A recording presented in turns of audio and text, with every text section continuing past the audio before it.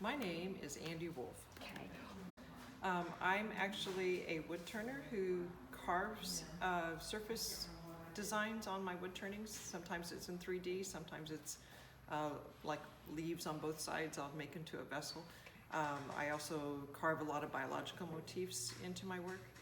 I live in Upper Arlington, Ohio, which is basically a suburb of Columbus. Okay. I have a workshop in the basement of my home. It's about 12 feet wide by about 40 feet long, and half of that space is for my wood shop, and the other half is the laundry room and the furnace and my husband's photography gear.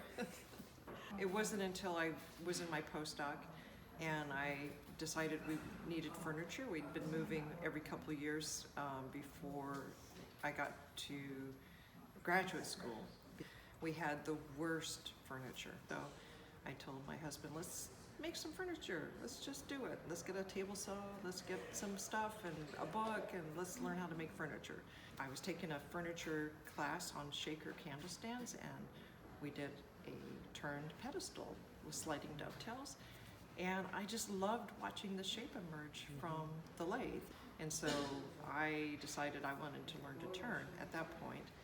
Got a mini lathe for my birthday, got some tools for Christmas, went downstairs, put a piece of wood between centers and started learning how to turn beads and coves, and the rest just kind of developed naturally. What I really find enjoyable is the aspect of carving, just the zen of repetition, of just making a texture, making a pattern come to life on the outside of a vessel, knowing that it will catch the light in different ways if I go in a different direction with my tool, or if I'm making a 3D carving. That element of just watching the leaves emerge from this wood is very pleasurable to me. If you're working on a piece and you want to know it's going to be a successful effort, either for the collector's market, for the galleries, or for a competition, for a show, the way I know it's a success is if I fall in love with it and can't stand the idea of parting with it.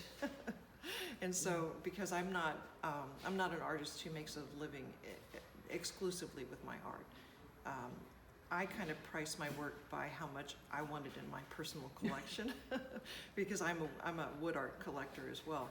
And so I have a very lovely collection, and I kind of compare the piece I've just finished, would this be at home in my collection? And if it's something I just totally love, I know it's successful and somebody else will love it just as much as I do.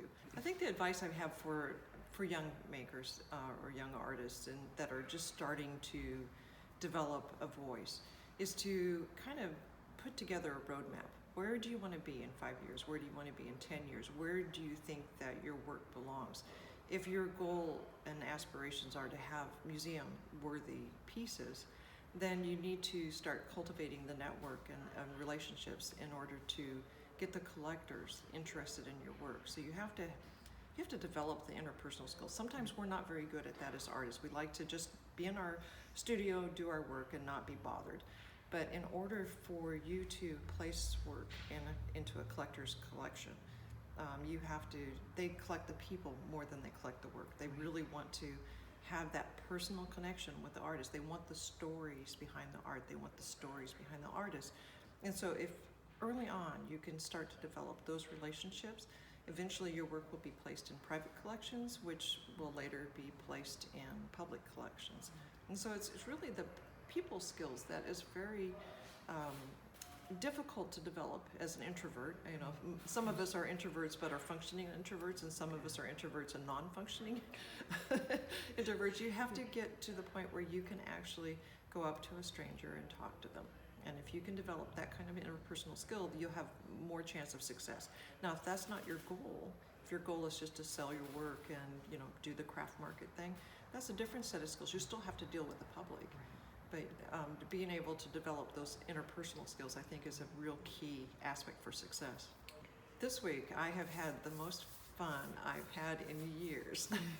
I've been at the Florida School of Woodwork, and we've been making boxes. We've been doing everything with hand tools except for the bandsaw.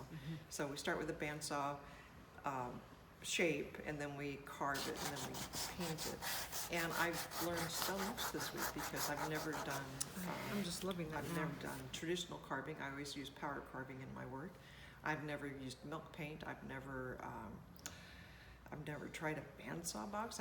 I use the bandsaw to cut wood planks, so everything's been brand new to me, and it's just been information heaven, you know, having a good time.